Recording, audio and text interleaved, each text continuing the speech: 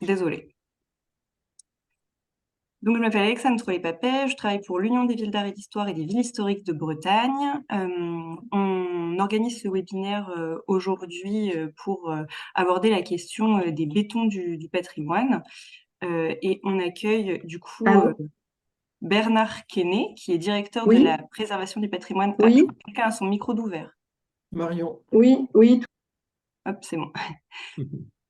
Qui est directeur de la préservation du patrimoine pour le CETEC, et Maxime Herbreteau, qui est dirigeant associé chez Askia Group, qui viennent nous présenter le guide du patrimoine, histoire, diagnostic et restauration du béton, qui s'adresse donc à tous les acteurs du patrimoine bâti et qui vise à répondre à de nombreuses questions qui peuvent survenir à l'occasion de la restauration des édifices en béton. Je vais d'abord laisser la parole du coup à Bernard qui va nous faire une présentation du guide, puis ensuite à Maxime qui interviendra plutôt pour nous présenter quelques exemples. Je vous laisse la parole, Bernard. Très bien. Merci Alexandre. Bonjour à tous. Voilà, alors dans un premier temps, je vais vous présenter ce guide. Alors, ce guide sur la restauration des bétons du patrimoine. Alors, je vais revenir un petit peu en arrière pour resituer le contexte de la rédaction de ce guide.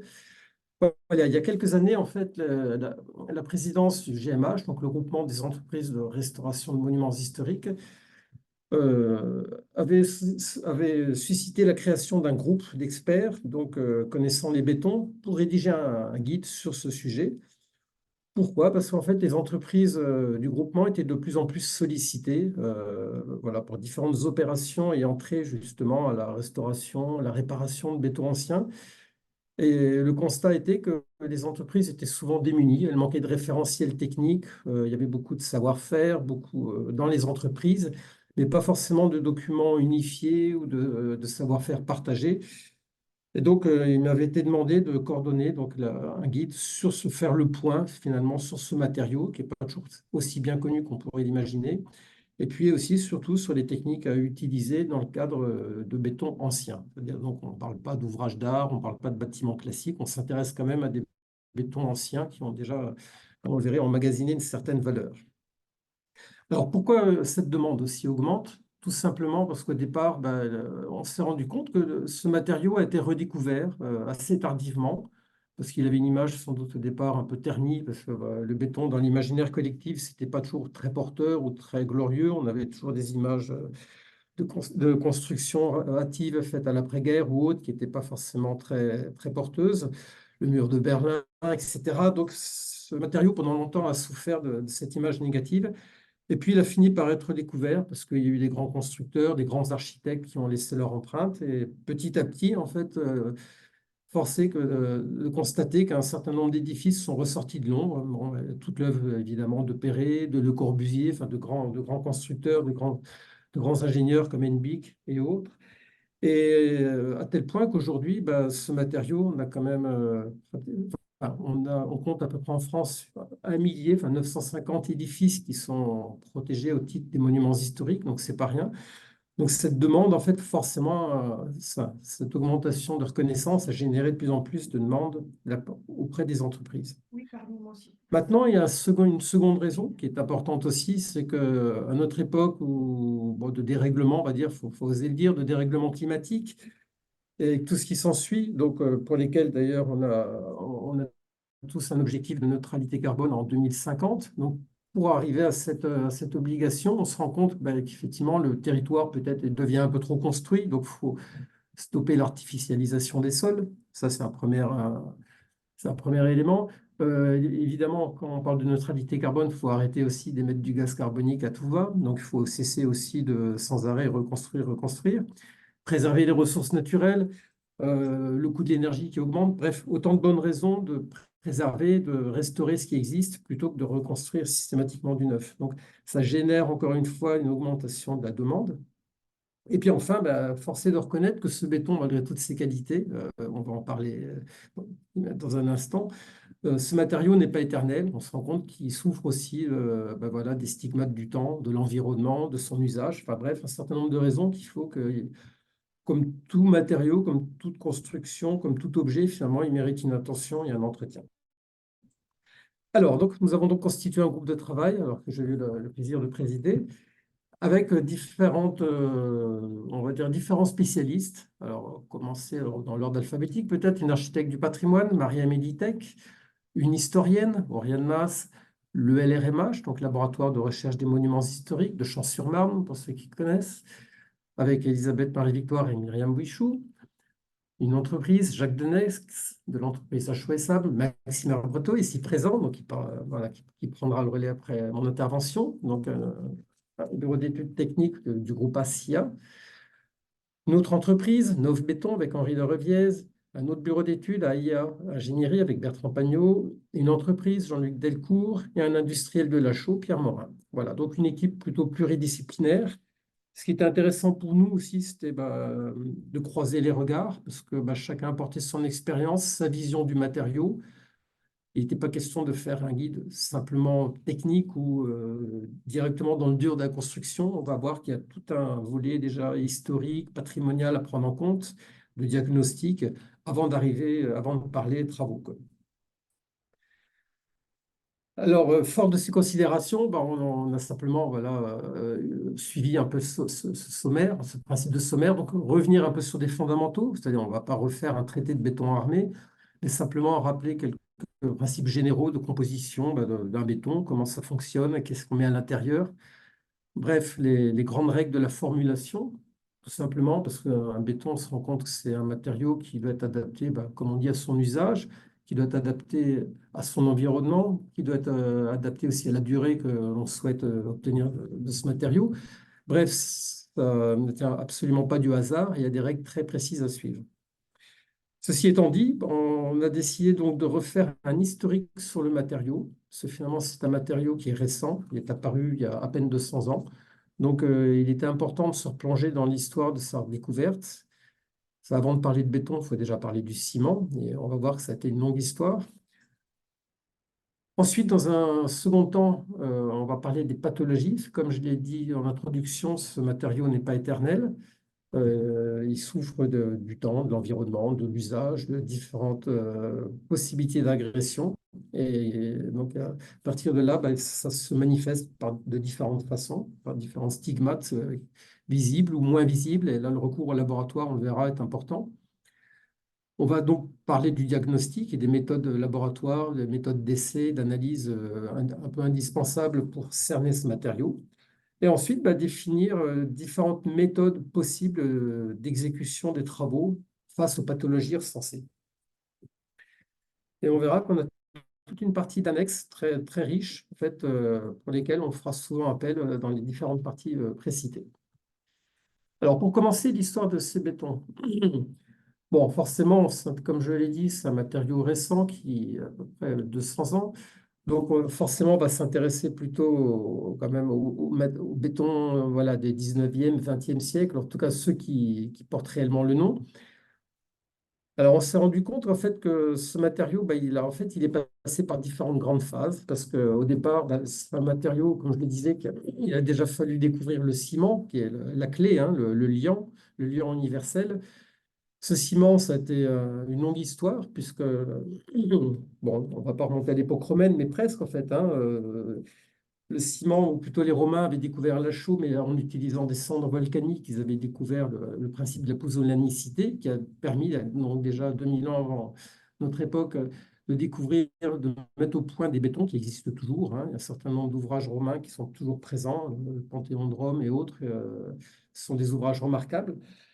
Et puis, cette histoire s'est perdue dans le temps. Cette clé, on va dire, cette association, on va dire, chimique, finalement, qui avait fait le génie et la force de ce matériau a disparu pour être redécouverte, finalement, à la fin du 19e, au début du 19e siècle, euh, par différentes voies, on va dire. On ne va pas rentrer dans le détail, tout ça est bien décrit dans le livre. Et donc, on a pris parti de reporter toute cette histoire dans une frise à la fin du guide. Voilà, qu'on voit. On la voit ici. Donc, j'ai le guide devant moi. Voilà, donc, ce fameux guide, le guide est ici, avec à la fin, quatrième de couverture, troisième de couverture, une frise historique. Alors, je vais l'agrandir parce que sinon, on ne verra pas très bien. Voilà, à l'intérieur de laquelle on a essayé de replacer, voilà, un peu depuis les liants les plus anciens, donc 8000 ans avant notre ère, hein, en Turquie, Et puis, tout ce qui a été fait en utilisant différents liants, l'Égypte ancienne, les Romains, et puis jusqu'à commencer à voir apparaître les premières notions de pierre factice, enfin de ciment naturel, de chaux hydraulique contrôlé, alors avec les travaux de Vicat, les travaux d'Asselin en Angleterre. Petit à petit, on voit apparaître au début du 19e, vous voyez, il y a plus de 200 ans, hein, le ciment Portland, et puis les premières constructions, l'industrie qui démarre, mais on était encore ce qu'on appelait à l'époque des inventeurs, c'est-à-dire ceux qui cherchaient, qui n'étaient pas forcément des chimistes ou des chercheurs, hein. C'était souvent beaucoup d'ingéniosité. Et puis, on a vu apparaître des premiers ouvrages. Et puis ensuite, une seconde période, ce matériau, quand on a vu que finalement il était fort utile et il permettait vraiment des réalisations remarquables, ce matériau a été repris par les ingénieurs. Donc là, on a vu apparaître de grandes constructions qui sont toujours en place d'ailleurs, hein. On ne va pas les énumérer, ce serait trop long, mais ça, je vous invite à consulter le guide après coup. Ensuite, ce matériau, voyant ce qui pouvait être fait par des ingénieurs, les architectes se sont appropriés ce matériau, on va dire, avec ensuite différentes phases, mais là, c'est du détail d'architecte, hein, l'époque moderniste, l'époque brutaliste, etc., jusqu'à des ouvrages modernes, finalement, qui font partie de notre paysage, hein. Alors, on s'est arrêté dans notre frise au viaduc de Millau, on a considéré que, ou au Mucem, plutôt, plus exactement. Non, c'est le viaduc de Millau, je pense, le plus récent, qui était assez emblématique de ce qui pouvait être fait avec ce matériau béton, qui avait vraiment sa place déjà dans notre patrimoine bâti. On a fait figurer également en haut toute l'apparition des règlements techniques. Voilà, on le voit la flèche de la grue avec la première circulaire de 1906 et puis les premières règles de calcul, les BAEL et puis jusqu'aux eurocodes actuels. Donc on voit que c'est un matériau qui s'est vraiment construit au fil du temps avec une forte montée en puissance, bien évidemment, au XXe siècle. Dès le début du XXe siècle, la première circulaire de calcul date de 1906. C'est à partir de là que les premiers règlements techniques sont arrivés et ont permis sa généralisation dans la construction. Alors, c'est là où on arrive au glossaire, c'est qu'en fait, on va trouver aussi dans ce glossaire, donc très détaillé en fin du guide, un certain nombre de définitions, de rappels, de noms d'inventeurs aussi, Anatole Baudot ici, à qui on doit l'église notamment Saint-Jean-de-Montmartre, et qui permettent aussi de resituer, de redonner un petit peu de valeur, de comprendre toutes ces clés, parce qu'on est obligé de passer aussi par un jargon technique, forcément, et on peut vite perdre le lecteur. Donc, ce glossaire permet de s'y retrouver, de reprendre le fil. Ensuite, le second chapitre, comme je disais, était lié donc, à la description, à l'inventaire des pathologies possibles. Alors là aussi, donc, le sujet est très vaste, on ne va pas rentrer dans le détail. On donne quelques clés de lecture du matériau, de compréhension de ce qui peut se manifester en surface, ce qui est du ressort plutôt de pathologie, comme on dit, physico-chimique, c'est-à-dire c'est le matériau lui-même qui réagit et qui se transforme, ou bien de pathologie liée plutôt à des surcharges ou à des efforts dits de structure, c'est-à-dire purement mécaniques. Et puis bien souvent, c'est une combinaison de ces pathologies aussi qu'on découvre. Alors pour ça, on a organisé l'ouvrage en fiches, on va dire en fiches type, avec une description de pathologie par pathologie. Donc ça, c'est important aussi, savoir les relire, savoir les interpréter. Quelles sont leurs conséquences? Où est-ce qu'on les retrouve de façon privilégiée? À quoi sont-elles dues?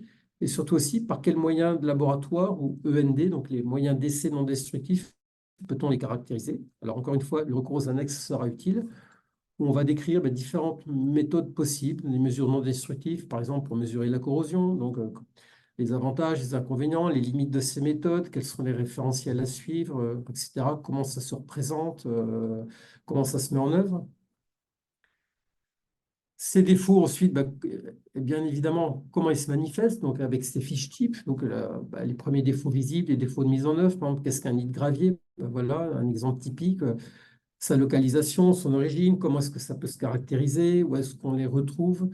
Quelques exemples concrets avec des édifices tout à fait visibles dans le paysage, hein, Tour Perret de Grenoble par exemple, là, qui est en première page du guide d'ailleurs, qui fait l'objet actuellement de travaux lourds de restauration. Elle va être restaurée pour son centenaire qui sera l'an prochain.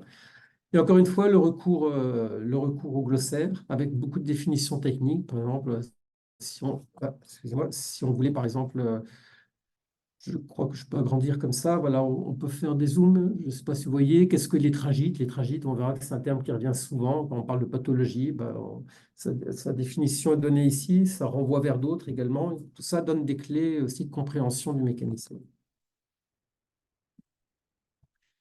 Bien évidemment, il y a aussi tout un volet sur les pathologies structurelles, d'ailleurs qui sont plutôt du ressort de mon collègue ici présent, là, Maxime, voilà, qui pourra en reparler, et leur localisation, comment elles apparaissent principalement, sous quelles contraintes, comment elles se manifestent, comment les différencier d'une pathologie physico-chimique. Voilà, tout ça, bah, c'est exemple à l'appui, on peut le retrouver dans le guide. Vient ensuite la période, enfin, on va dire la phase clé du diagnostic. Alors, le diagnostic, là, j'ai parlé de pathologie, donc on parle d'un diagnostic technique, mais avant d'entreprendre, on va dire, une opération en général de restauration ou de rénovation, enfin, tout dépend là où on placera le curseur, ce diagnostic doit contenir plusieurs étapes. C'est-à-dire, ce que j'entends par là, c'est qu'il est déjà bon de s'intéresser sur l'histoire de cet édifice en question, de cette construction sur laquelle on va intervenir. Est-ce qu'elle a une valeur finalement historique, parce que très ancienne? Est-ce qu'elle a une valeur patrimoniale parce elle représente peut-être un savoir-faire, ou elle représente un courant d'idées? Ça peut être religieux, ça peut être un usage tout à fait proche du terrain, vernaculaire même, un usage industriel. Donc il y a toute une étude à faire, à la fois historique, patrimoniale, donc de son utilisation, pour arriver à définir ce qu'on appelle réellement une valeur patrimoniale, qui, elle, permettra de mettre le curseur de réparation au bon niveau. C'est-à-dire, ce que j'entends par là, c'est que dès lors qu'on reconnaît une valeur certaine à une construction, donc encore une fois, il n'y a pas que l'âge qui compte, c'est vraiment tout cet ensemble d'écrits là qui contribue à donner de la valeur. Ben, on mettra le curseur de plus en plus haut pour préserver l'édifice dans ses matériaux d'origine, dans le respect de son épiderme, de sa forme, de ses volumes, de ses dimensions, et donc préserver autant que possible cette œuvre originelle. Et donc là, il va falloir aller chercher évidemment des techniques de plus en plus sophistiquées.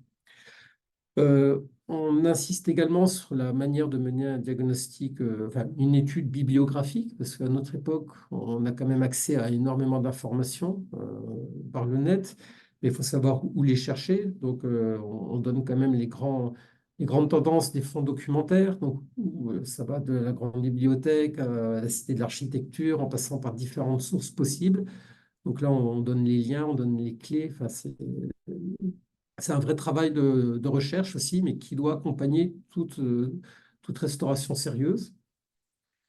Ensuite, bien évidemment, le diagnostic technique, j'en ai déjà parlé. Donc, comment parler de ce qui est vu sur l'édifice, reconnu ensuite au niveau du laboratoire, et puis pour ensuite faire des choix de restauration, donc parmi toutes les techniques possibles.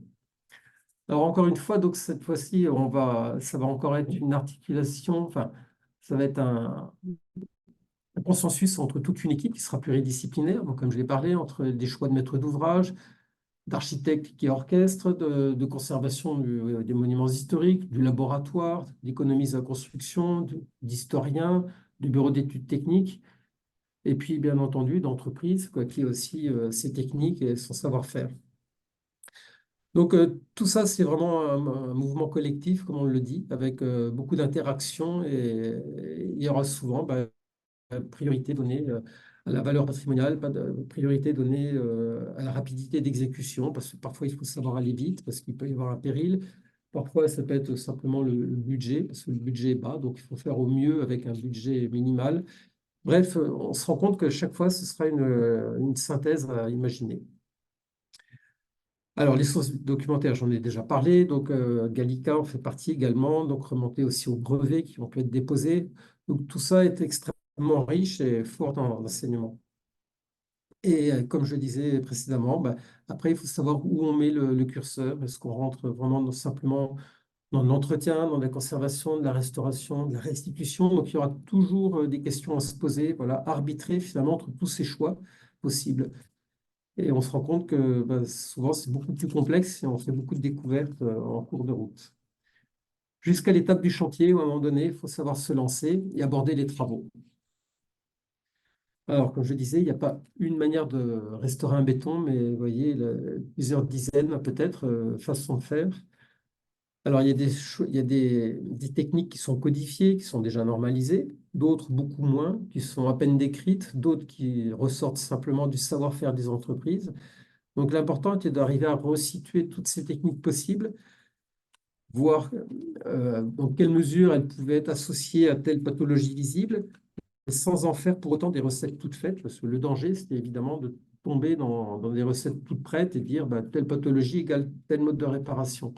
En réalité, il faut se poser beaucoup plus de questions. Encore une fois, revenir sur l'historique du matériau, sa composition, son environnement, son usage, qui font que finalement, bah, une technique conviendra dans un cas et moins bien dans un autre. Alors, bon, par exemple, on décrit ici voilà, différentes techniques qui ont pu être utilisées sur des exemples concrets. On voit ici la Villa Ellingré, la 1027, à Roquebrune-Cap-Martin. Donc, évidemment, villa en bordure de mer, donc soumise à la corrosion, soumise à l'action des embruns marins, du sel, etc., avec des bétons aussi bah, du début du siècle dernier, donc pas forcément aussi technique qu'aujourd'hui, donc avec beaucoup, bah, finalement, beaucoup de souffrance au niveau par l'environnement, quoi, donc la corrosion, etc. Donc, un ouvrage, une maison très sollicitée. Et donc, l'entreprise a choisi ça, bah, ici, montrer comment bah, adapter des techniques très pointues, par exemple de protection cathodique, la PCCI, donc sur les aciers finalement qui n'étaient plus protégés, qu'on ne savait plus protéger de la corrosion parce que trop peu enrobés, à proximité immédiate du littoral. Et on voit ici, bah, par exemple, les engravures qui ont pu être faites par l'entreprise, aussi discrètes que possible.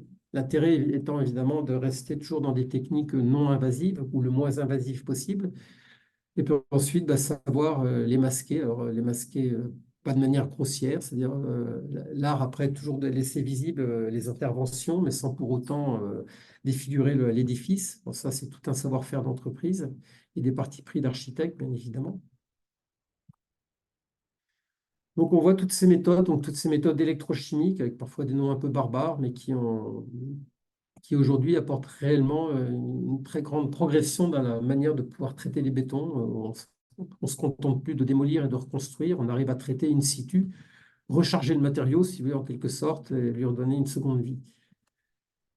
Voilà, donc ces techniques sont décrites avec, encore une fois, les compétences requises, les domaines d'application, mais surtout aussi, ce qui est important, bah, les points d'attention, c'est-à-dire le cheminement, la méthodologie à suivre et puis les contrôles à faire. Et enfin, j'y arrive, une des valeurs, à mon avis, une des fortes valeurs de ce document, c'est le point de vue du LRMH, donc, qui, dans sa mission de recherche et de veille technique et scientifique, donnait donc un regard par rapport à la bibliographie, par rapport à ce qui se faisait ailleurs, par rapport à des chantiers de suivi, par rapport à des études de recherche menées en laboratoire, ben, les limites et les possibilités de chacune de ces méthodes. Parce qu'encore une fois, ben, certaines méthodes conviennent bien dans certains cas de figure, mais beaucoup moins bien dans d'autres. Ça dépendra parfois de la concentration en sel, ça dépendra d'un certain nombre de critères physiques du matériau. Et donc le LRMH redonne un petit peu son point de vue et attire l'attention sur, voilà, et donne des limites à ces méthodes. Voilà, les renforcements structurels aussi qui sont évoqués. Donc, comment fait-on? Bah, la précontrainte à l'utilisation de tissus composites, hein, au béton projeté, les techniques sont larges et on décrit également leur utilisation. Voilà, donc les moyens de protection également, bien entendu, avec tout ce qui est recouvrement ajouté, enfin revêtement ajouté, donc que ce soit des résines, que ce soit des lasures, des peintures, des hydrofuges, enfin toutes sortes de techniques qui permettent à la fois de protéger, de remettre en valeur le matériau. Alors, c'est un domaine très vaste aussi. On est là aussi loin que possible. Mais au bout d'un moment, bah, là, il faut se reporter sur des textes techniques qui permettent voilà, d'aller encore plus loin. Le glossaire aussi sert à ça. Le glossaire, à la fin, comporte également toute une base de références, de référentiels techniques ou documents qui peuvent être utilisés. Voilà, avec encore une fois l'avis du LRMH. Les avantages, les inconvénients, on tombe toujours c'est toujours des choix, des arbitrages à faire. Voilà, tous les textes de référence possibles. Donc, que l'on parle de pathologie, que l'on parle déjà de connaissances fondamentales sur ce matériau, hein, le béton, d'où il vient, comment on le construit, d'où viennent les ciments, tout l'historique de leur découverte, bien entendu. Quelques référentiels existants, s'il en existe, sur la réparation, mais ce sont plutôt généralement des ouvrages destinés au génie civil, au renforcement ou à la réparation d'ouvrages d'art. Donc, tout l'art est de pouvoir les adapter ou en adapter une partie aux besoins de la réparation du béton d'édifices anciens. Bon, il y a des choses qu'on peut retenir, d'autres moins, parce que trop invasives. Donc, voilà, encore une fois, ben, le guide sert à ça.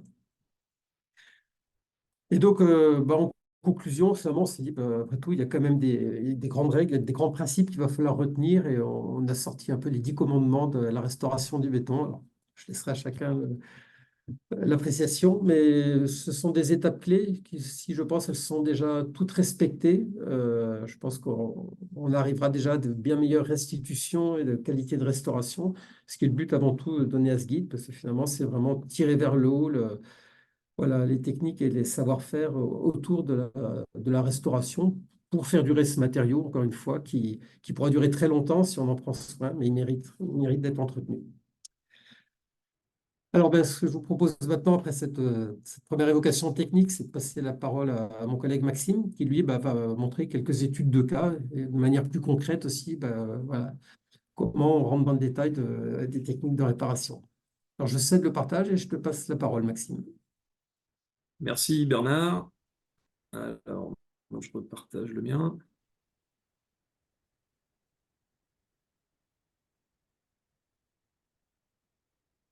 Est-ce que vous voyez mon écran?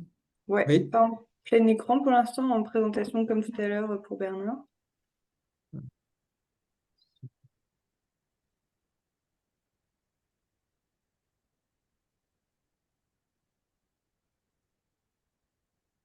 C'est ton diaporama normalement, si vous souhaitez mettre en plein écran.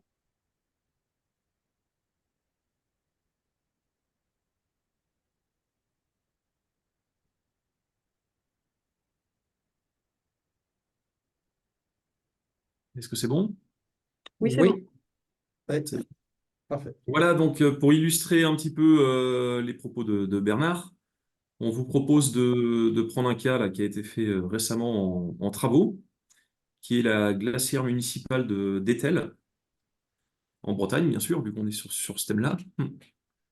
Euh, donc, je vous propose tout d'abord un peu les acteurs du projet de restauration de la glacière, avec bien sûr le maître d'ouvrage qui était la mairie d'Etel, accompagné d'un AMO qui est désigné par Amolia, donc c'est assistant à maîtrise d'ouvrage, hein, c'est eux qui essaient un peu d'accompagner le maître d'ouvrage dans les différents programmes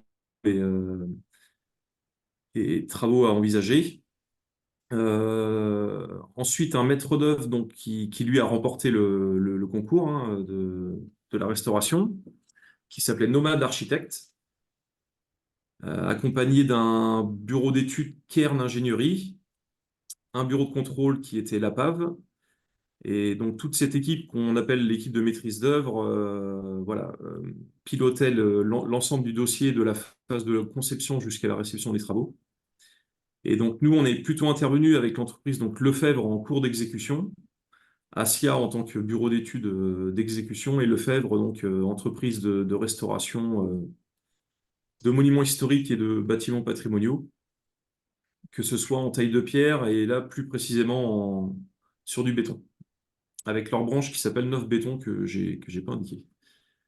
Les partenaires de ce projet-là, donc il y avait la région Bretagne, le département du Morbihan, bien sûr l'État, la mission Stéphane Bern, dont tout le monde a dû entendre un peu parler, donc, qui a participé, c'est un des sites qui avait été retenu par la mission Stéphane Bern, l'établissement public foncier de Bretagne, la Fondation du patrimoine et la Française des Jeux, hein, en lien avec la mission Bern. Euh, alors j'essaie de suivre un peu le sommaire du guide, c'était un peu l'idée. Donc il y a eu toute une phase en fait de recherche historique de la glacière. Donc elle a été construite pardon, en 1934. Alors c'était vraiment l'apogée du port d'Etel, hein, qui était un port très important au niveau de la pêche au thon. Et donc qui nécessitait pour assurer une bonne conservation des poissons dans les bateaux de fabriquer de la glace. Et c'est là, pardon, en 1938 que la glacière a été construite, avec un refroidissement par du gaz ammoniaque liquéfié. Et c'était vraiment voilà, une époque où, où la nécessité de faire de la glace était la plus importante, jusque même en 1946, où ils ont dû augmenter le volume de production. Donc c'était jusqu'à 70 tonnes de glace par jour, où la glacière a été agrandie un petit peu sur sa partie arrière. Bon, malheureusement, voilà, il y a eu des restrictions d'eau en 1950 avec une glace qui était devenue de piètre qualité. Et c'est là où ils ont décidé de se raccorder d'ailleurs au réseau public pour fabriquer une glace de meilleure qualité. Bon, la pêche c'est un petit peu réparti dans d'autres ports de Bretagne, hein, notamment les chalutiers qui sont partis plutôt de l'Orient. Donc en 1972, le bâtiment a été désaffecté et sauf la partie donc arrière où il y a toujours un vivier qui s'appelle les Viviers du Pradic avec un poissonnier qui est toujours en place. Et donc le bâtiment voilà commence à rentrer dans une phase un peu dormante jusqu'en 1990 où le bâtiment est vendu aux mareyeurs et qui engage quelques travaux de rénovation. Mais faut attendre plutôt 2016 où le bâtiment est racheté par la mairie avec voilà, un réel projet de restauration et d'appel à projet pour en faire voilà, de l'exposition, pouvoir accueillir le public. Sachant que c'est un bâtiment assez emblématique hein, dans la ville, hein. Tout le monde, il est vraiment sur le port, tout le monde est plutôt attaché à ce bâtiment-là, qui n'est pas forcément classé monument historique d'ailleurs, mais qui a voilà, une vraie valeur patrimoniale. Et donc le projet commence, on va dire, alors ça c'était un peu l'état voilà, du bâtiment, on a une photo des années plutôt 50 là à droite, et c'est celle qui est en haut à gauche où voilà, c'est un peu l'état des années 90 là, du bâtiment. Alors c'est vraiment une grande voûte, on va dire, à la partie supérieure qui est reprise par une structure en poteau-poutre, on voit c'est un peu sur le plan, avec donc la fabrication qui était indiquée sur les plans. Donc des volumes quand même assez intéressants avec des structures vraiment typiques du début 20e, hein, poteau-poutre, des nervures béton. Voilà, c'était quand même tout l'intérêt de pouvoir conserver ce bâtiment-là.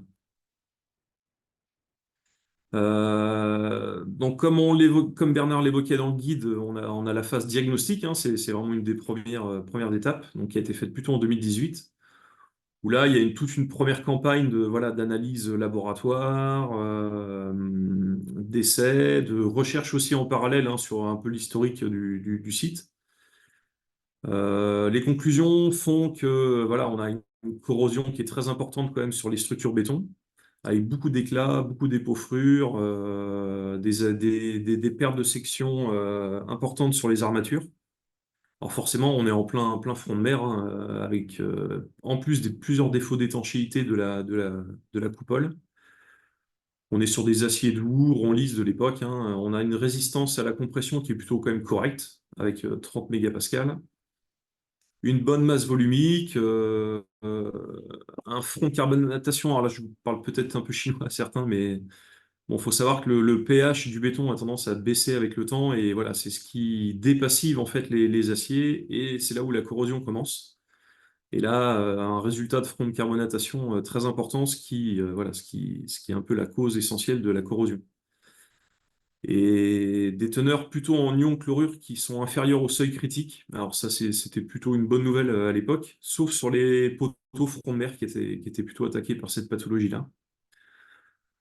Donc là, c'est vraiment le lien parallèle avec le guide, hein, comme disait Bernard. Voilà, on fait toute une campagne de diagnostic hein, pour bien cibler les pathologies affectées par la structure. Donc essentiellement corrosion, défaut d'étanchéité et également des défauts structurels sur les voûtes. On va voir ça un petit peu après. Alors voilà un peu les photos de l'intérieur hein, avant restauration. On voit les coupoles avec toutes les armatures apparentes. La photo au milieu, c'est les fissures qu'on a sur les voûtes avec un défaut d'étanchéité, des infiltrations d'eau. Une sous-face de plancher où on voit que c'est quand même pas mal déstructuré, avec bon voilà hein, tout l'historique du site. Le temps a fait que on a des structures qui se sont dégradées. Et avec un portique là sur la droite où on voit également tous les cadres apparents et les armatures des poteaux également. Après, ben, une fois que voilà, que toutes les pathologies ont bien été identifiées, il y a eu voilà, tout un cahier des charges qui a été monté de restauration. Et c'est là où intervient donc la partie travaux, avec une grosse campagne de purge en fait, hein. C'est un des éléments qui est très important dans le guide, c'est les techniques de purge des bétons, où voilà, il y a eu des époques où on se contentait un peu de piqueter en surface, refaire un peu de mortier, on faisait des petits patchs de réparation. Bon, on insiste fortement dans le guide à vraiment faire des purges où là, on peut passer quasiment la main derrière les armatures. Il faut vraiment dénuder la structure métallique à l'intérieur du béton. Donc, on voit sur la photo à gauche, hein, les consoles, hein, on a vraiment toutes les armatures à nu avec des purges assez importantes. Sur les pieds de poteau également. Et sur la photo de droite, c'est les armatures aussi également d'une poutre, hein, donc qui sont entièrement à nu, ce qui permet après de faire une bonne passivation et une bonne réparation, qui sera pérenne dans le temps. Il y a eu un sujet un peu particulier sur les voûtes, où là on est plus sur de la réparation de corrosion, mais on était sur du renfort de structure. Donc ça consistait en fait à venir encoller une toile en carbone, en fibre de carbone, qui est ensuite réenduite. Alors, il y a plusieurs passes à faire, il y a toute une préparation, il y a des essais d'arrachement également à faire pour ces techniques de renfort. Et voilà, c'est l'entreprise Parexlanco, hein, qui propose un produit qui s'appelle Carbogrid, et voilà, qui nous ont permis de renforcer, de pallier toutes les fissures structurelles des voûtes, qui sont des éléments assez minces, hein. C'est des voûtes qui font 10 cm d'épaisseur. Donc, il y avait à la fois de la réparation et à la fois du renfort. Alors voilà des photos un peu à la fin, on va dire à la fin de l'intervention, où on voit un peu, comme disait Bernard, les petits patchs de réparation, mais voilà, où on essaie quand même de minimiser l'intervention, et avec les voûtes qui ont été renforcées et réenduites en ciment. Donc avec une photo voilà, du volume réparé en bas à droite. À gauche, c'est le petit balcon que vous allez voir sur les photos après. Donc, bon, il a quasiment été reconstruit à neuf au final, mais voilà, avec quand même conservation des armatures de scellement, mais ça a été quasiment recoulé au complet. Donc ça, c'est un peu les dernières photos, voilà, de la glacière avec le balcon qu'on voit en bas à droite, là, vous voyez, qui a été refait, mise en peinture. Il y a même eu des panneaux, donc des panneaux solaires qui ont été installés sur les voûtes, d'où un peu la nécessité de renforcer aussi ces voûtes-là.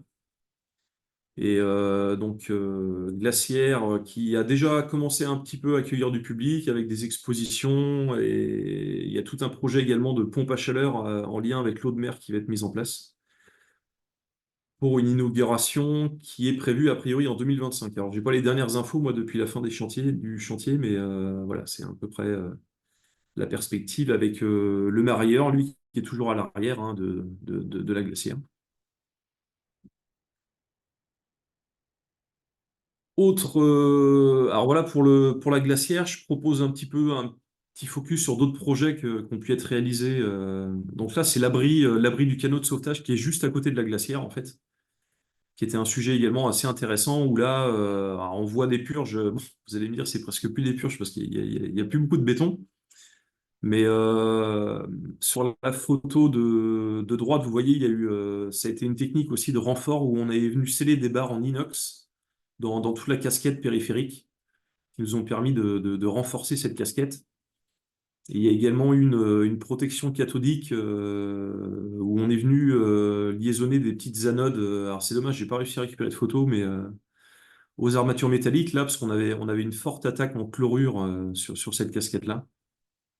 Je vous montrerai une photo après sur un autre dossier. Et donc l'abri à canaux qui, lui, par contre, est classé monument historique, hein, qui est dans l'état à peu près aujourd'hui là, de la photo au milieu en bas, après restauration. Donc je reviens là-dessus, hein, purge importante, on détourne bien les armatures pour permettre un traitement optimal.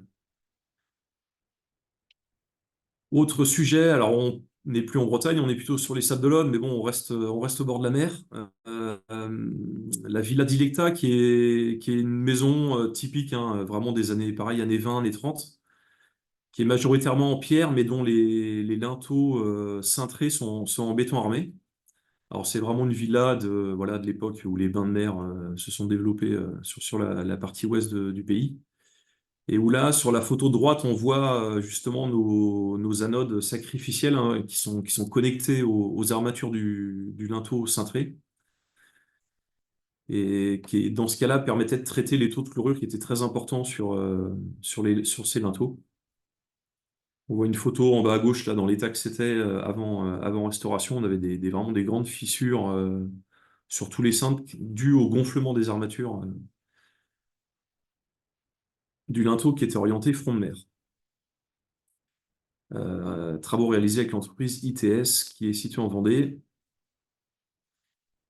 Autre sujet, on est plus là dans la région nantaise, bâtiment alors, qui est en cours de conception. Là, il y a 3 équipes d'architectes, hein, qui sont en train de travailler sur le sujet.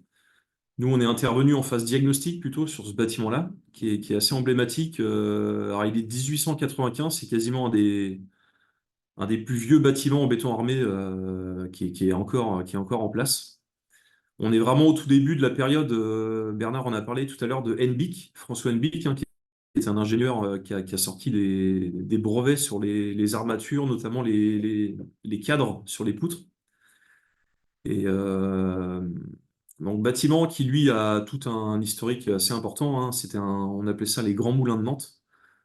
Donc, on voit un peu le schéma là, des turbines qu'on pouvait avoir dans le bâtiment, là, sur le petit dessin de droite, avec des grands moulins qu'on voyait via des courroies dans les étages supérieurs. Voilà, tout un process industriel. Euh, un bâtiment alors qui a été complètement restauré dans les années 70, hein, il ressemble pas du tout à... C'est dommage, j'aurais dû mettre une photo d'aujourd'hui, mais il a été entièrement bardé avec un bardage métallique. Donc l'idée un peu du projet justement sur lequel travaillent les architectes, c'est de redonner un peu la vue qu'il avait plutôt au début du XXe siècle. Avec la photo à droite, on voit il y a une grande console aujourd'hui n'est plus visible, donc qui souhaite être refaite. Et, euh, et notamment un étage qui sera dédié justement à la structure NBIC, qui est vraiment emblématique, hein, de cette époque-là. Comme je disais tout à l'heure, c'est des poteaux poutres avec des têtes de poteaux qui sont en forme un peu biseautée, des nervures, voilà, où on voit les planches de coffrage lors des coulages du béton. Donc il y a tout un étage qui va vraiment être dédié à redonner une vision publique de la structure d'origine. Sachant que depuis, dans les années 70, tout a été quasiment chemisé, donc on va dire engrossi, les structures, les poteaux ont été chemisés. Donc aujourd'hui, on voit très peu la structure d'origine. Donc ça va être un des sujets très importants du projet. Euh, bon là, c'est une vision un peu archi, hein, en bas à droite, hein, de ce qu'ils veulent faire. Ils veulent supprimer quelques niveaux et voilà, ça sera la future cité des imaginaires de Nantes, dédiée à Jules Verne notamment. Dans cette partie un peu musée et accueil du public. Voilà pour le petit tour de projet que je pouvais vous présenter. Bernard, je te relaisse peut-être la main. Oui, merci. Enfin, bravo déjà pour ces illustrations. Là, je pense que c'est peut-être plutôt ce qu'il y a des questions. Enfin, là, je pense que c'est aussi l'intérêt. Là, c'est le moment ou jamais. J'ai déjà peut-être pas dit comment se procurer ce guide. En fait, on en parle beaucoup, mais on ne le dit même pas. Donc, ce guide, voilà, donc, est édité par la SEBTP, qui est l'éditeur de la Fédération française du bâtiment, la FFB. Donc, vous pouvez le trouver sur leur site internet facilement. Donc, le site de la SEBTP.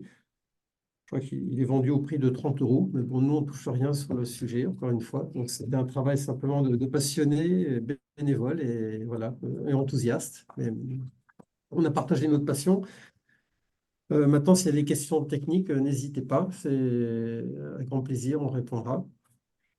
Je vous ai mis dans la discussion du webinaire le lien pour commander le guide si certains souhaitent. N'hésitez pas si vous avez des questions.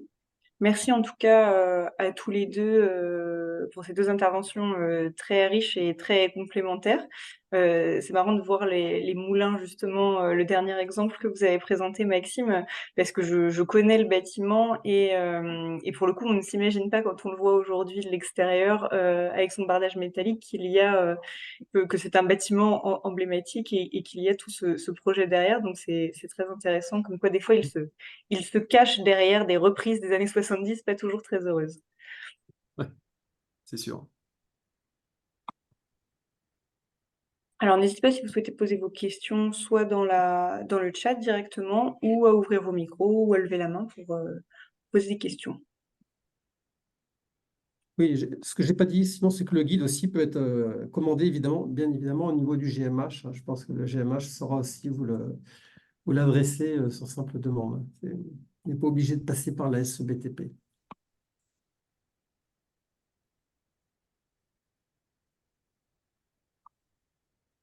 Bon, alors visiblement c'était très complet, il n'y a pas de questions. Ça peut arriver. En tout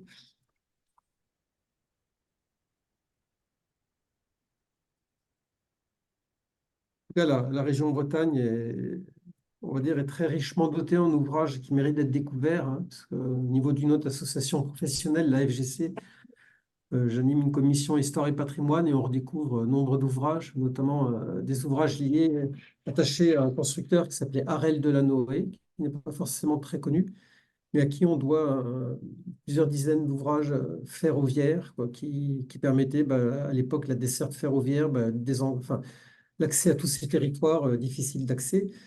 Et c'est des ouvrages qui sont plus que centenaires, mais c'est aussi le départ c'était vraiment le démarrage, c'était au tout début du 19e, donc le 20e, pardon, donc avec la mise en application des premiers règlements. Donc on voyait qu'il y avait encore des tâtonnements, il y avait souvent des associations de matériaux, mais c'est des ouvrages qui étaient extrêmement bien conçus et avec beaucoup d'intelligence, en tout cas en faisant appel aux caractéristiques des matériaux pour ce qu'ils apportaient. Donc souvent, on trouve des combinaisons qu'on verrait aujourd'hui à nouveau, quoi, de béton, de métal, de briques, de pierre, en fait, en utilisant finalement la meilleure partie de chacun des matériaux. Et ça redevient, dans la mouvance actuelle, hein, maintenant, on prend ce qu'il y a de mieux dans chaque matériau, à la fois aussi pour optimiser la conception, le coût, les transports, enfin, réduire l'empreinte carbone. Enfin, tout ça, ce sont des choses qui comptent aujourd'hui. Et en tout cas, ce sont des ouvrages remarquables qu'on peut voir autour de Saint-Brieuc notamment, mais il y en a un grand nombre et qui méritent d'être connus, quoi, et qui sont progressivement mis en valeur ou qui sont intégrés à des parcours touristiques, hein, soit vélo-rail, soit vélo tout court ou randonnée pédestre. Mais c'est vraiment une plongée dans l'histoire que de faire ces parcours et visiter ces ouvrages, quoi. Bon, je crois que nous n'avons pas de Pas de questions questions. de la part des participants du webinaire. Donc, si vous souhaitez avoir plus d'informations, donc vous avez le guide que je vous enverrai aussi avec la captation vidéo. Et puis, vous pourrez du coup le commander si vous le souhaitez.